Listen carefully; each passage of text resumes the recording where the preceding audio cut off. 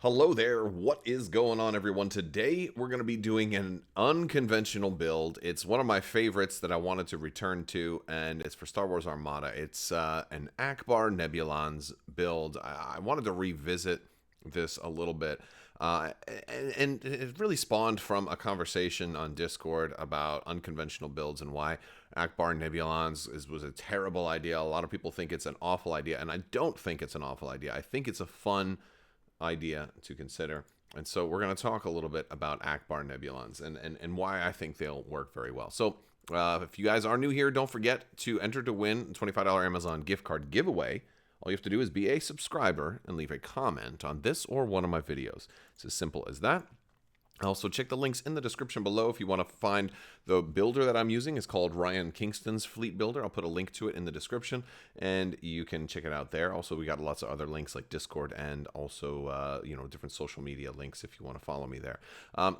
Ackbar says before a friendly ship's attack step, it may choose to attack from only its left and right hull zones this round. If it does, it may add 2 red dice to its attack pool while attacking a ship. So what that means basically is you kind of, you're going to say, all right, I'm only going to attack from left and right. And if that's the case, then I'm going to get 2 extra dice when I do that. This works really well on ships that have gunnery teams enabled. It works really good on ships that have really nice side arcs. So naturally, a ship like the Nebulon is not one of your first choices when building an Ackbar fleet, primarily because they have a very wide side arc. A very narrow front arc, but the front arc has all the dice and the side arc has only the 1 dice. So, it's and they're also weak on the sides. They only have the 1 shield on the side, so people kind of want to get in your side arcs anyway. And so that's what originally said, you know what, this would be kind of a goof. Let's put Ackbar with a bunch of Nebulon refits and see what happens. And I actually found some interesting things, and I've run Ackbar Nebulons a couple of times already. But one of the things I think is cool about it is because you do have such a wide side arc, it's actually very easy to get your Ackbar shot. It's hard for somebody to get only in your front arc and not also be in your side arc. The other thing is I want to do a little comparison here because there's let's open up Ryan Kingston's Fleet Builder, and I'm gonna do I just want to look at an Arquitens. All right. Now, an Arquitens class light cruiser is actually comparable a little bit to a Nebulon with Ackbar at the helm. 51 points versus 54 points. The Arquitens are a little more expensive. They're still going to have 3 red in their side arc, which you kind of will with Ackbar also. You're going to have 3 red. You also have a blue, though. So you have with Ackbar, you have 1 extra die in the side arcs, which is kind of nice. They both have the option for a turbo laser also. And, I've run Arquitens quite a bit. With in a line, like multiple Arquitens and a conga line. Now the big advantage for Arquitens is obviously that hey, they're Imperial, they have the dice built in automatically, so they're not restricted by the Ackbar rules, and also you get to add your own commander, so you don't have to worry about like, oh, I have this really expensive commander that's now going to take up 38 points, and I can run any other commander if I want, or I can run Darth Vader because he's available to the Empire as an officer, and then I can have free rerolls and all kinds of other things. So there's obviously some advantages to that Arquitens have that Nebulons don't. But I also think that it's worth considering that Nebulons have better movement, right? They have much better yaw options available to them, and also they have a brace. Well, actually, they have double brace. So they're more survivable. Now, hey, Arquitens also have 5 hull, but they have 2 shields on the side. Well, Nebulons only have the 1, and okay, well, hey, the Arquitens have 2 redirects, so they're going to be able to make better use of their shields. I understand that, but we've also, but honestly, brace is pretty good too. Really, brace Nebulons are going to be better against big shots, and Arquitens are going to be better against multiple small shots. But now with evade being improved, I think Nebulons have seen a little bit of improvement in their survivability. So like that's just kind of my overall kind of selling you on Nebulons as a side shot. And the last thing is, if you find yourself having to shoot out of the front arc, Nebulons are going to be much better prepared for that than an Arquitens is. With only 1 red die out of the front, you've now got 3 out of the front of the Nebulon. So even if you're running Ackbar as Nebulons, hey, I can get all these side shots. Well, Arquitens don't have the option of taking a strong front shot. Although if somebody gets really close to you, you still can potentially. But Nebulons have at least an option of saying, let's not use Ackbar and let's instead focus on the frontal firepower. So there is that option there.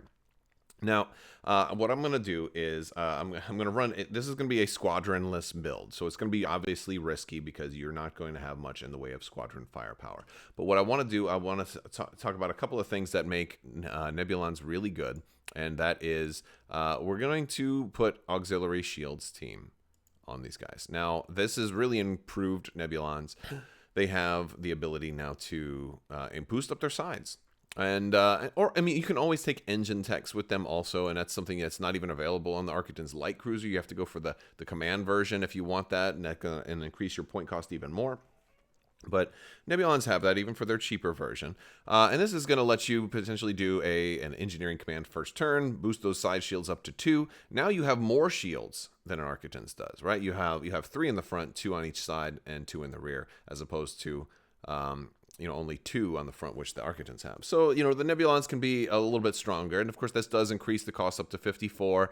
And then you're the same as the Arquitens, and your first round is obviously going to have to be engineering. So there's some drawbacks there. But this helps kind of make up for the fact that they don't have the redirect.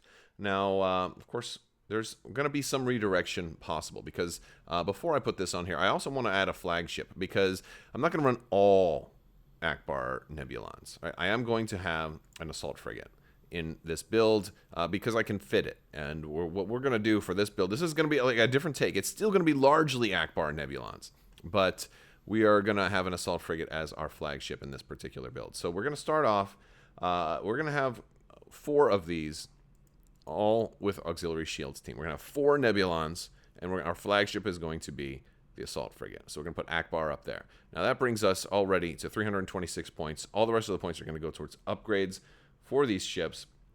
And I'm going to upgrade the flagship first so you can see what we're working with here. Ackbar is on there. I do want electronic countermeasures. I want that assault frigate to be able to brace. Assault frigate is probably my favorite ship in the game as far as mechanically. I don't think it's very attractive looking, but I think it's mechanically the best ship. It's one of the most well-rounded ships in the game, and it's actually at a really good point cost, so it can do a variety of tasks. And one of the things that it excels with is Ackbar fleets. So I thought, hey, if I'm going to run an Ackbar fleet, and I want Ackbar Nebulons to work well, there's no rule that says they can only be Nebulons. They're just mostly Nebulons. But I'm going to put gunnery team on this assault frigate so it can take 2 side shots. That's going to make it very, very strong. Ackbar fleets tend to not have the best luck with re-rolls, so I'll put linked turbo laser towers on here. So this is a ship now that can roll potentially 5 red dice and a blue dice, concentrate fire if you're gunnery teaming, so you can get even an extra die on that. And we're going to have a re-roll in there, and we're going to then duplicate that. If we use that concentrate fire in the first attack, we can then take another regular attack out the side with Ackbar. It's going to be very, very good. And that is, we got room for an officer. I've become really a big fan of Ezra Bridger lately, just to be able to mess around with objectives and move certain things around. He's just a lot of fun, and so I like having Ezra as an option.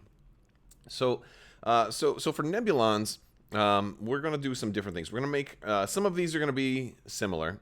My top 2 are going to be some named variants. For these top 2, I really do like enhanced armament on both of these. They're going to have enhanced armament. These are going to be the ships that I want to kind of take straight on against a large ship, a super star destroyer or any kind of large base ship also, because if they get close enough, they can double side arc the same hull zone.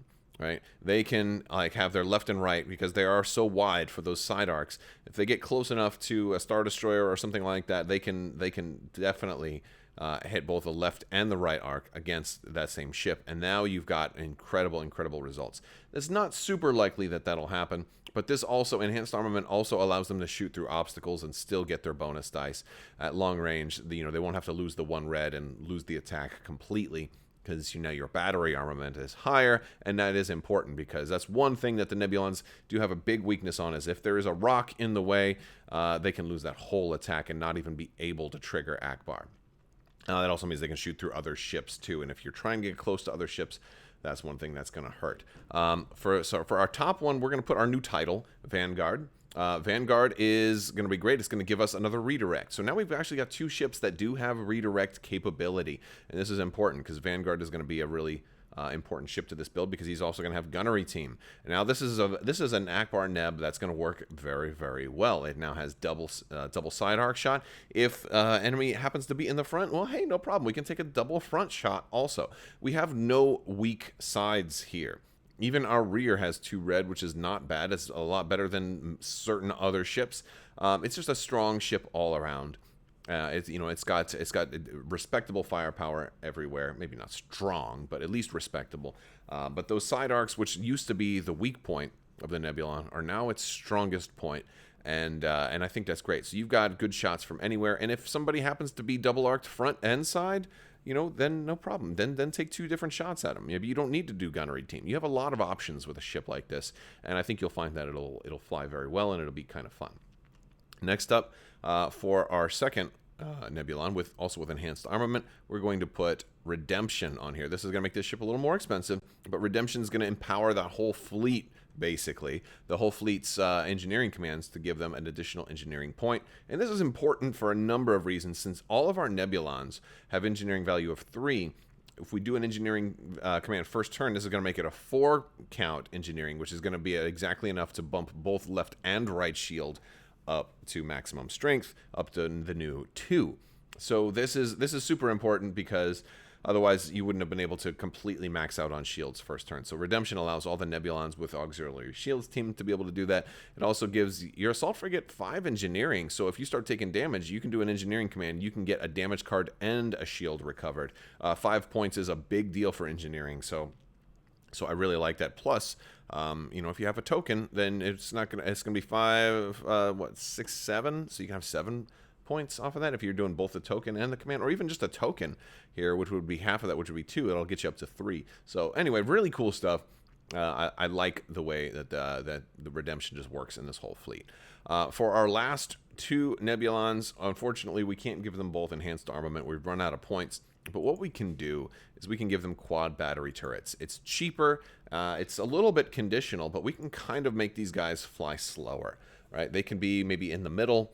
And they can be the ones that somebody's, you just position them in a place where people are going to want to get around them, and we get blue dice added instead. Blue dice usually require less in the department of rerolls, and we can get them in there for half price. I'm a big fan of quad battery turrets. It is conditional, but even if it only works half the time, it's still worth it. So yeah, I like that option. It keeps the point cost for these lower also. So if you have to make a choice on which ship you sacrifice, because inevitably you'll probably lose at least one ship, you can maybe opt to choose one of these cheaper ships first. So that is the build. For objectives, I really do like opening salvo for a list like this. We have a lot of shooting ships. But also targeting beacons is another one that I really like. It's going to give you some extra rerolls, and that much is going to be pretty cool. But I'll also draw some attention to the fact that we've got Ezra Bridger there, so anything that's using the Gravity Rift is going to be a really fun option. I love being able to move the Gravity Rift in the way of other ships and get them kind of stuck. It's super, super fun. And we have speed 3 ships, so we should be able to navigate the Gravity Rift fairly well. But in this case, I'll choose targeting beacons just for this one. But that's up to you. You can make some changes if you think it necessary. For this one, for our yellow, I do like. I definitely like fire lanes. We have a lot of dice, but it's not the best for this one because we'd have to have the front. It's your printed battery armament. So granted, our left and right for some of these is going to be a little bit higher. It's also going to tell us where everything's going to take place. And the other thing, so I like that one. I also like the ambush. Which one is it? Jamming barrier, planetary ion cannons. All right. The rift ambush is going to give us the gravity rift also. That much is a fun one. We could go with that. I think we could do that. And fleet ambush. Fleet ambush is nice because it makes squadrons go last, and since you have no squadrons, you're not going to really suffer in the deployment department. So we can go with fleet ambush. And then over here, solar corona is going to probably work best for something like this. You're going to get to have them set up everything first. They'll probably go with something like this. There's also Salvage Run, which might be a decent one. With Ezra, you can definitely move some things around and get some victory points for that. That is a position. I'd shy away from superior positions in this one. Squadrons will make you lose pretty badly. But yeah, I'd like Solar Corona for that one. All right, that's going to do it for this list. I'd love to hear what you guys think. Let me know down in the description below. There is still plenty of time left to join our Discord. We've got the June giveaway. I'm going to be showing some of the the World of Tanks codes are going to be given away for those of you who have entered to win that in the Discord. That's going to be announced very soon. We also have our June painting contest, which I need to show off some of those entries. There will be a winner named for that as well. So stay tuned for all of those great things. I will talk to you guys later. Big thanks to my patrons. You guys are absolutely amazing, and I couldn't do this without you. So thank you for your continued support. If you want to learn more about that, check the links in the description below. I'll talk to you guys later, and as always, have a great day.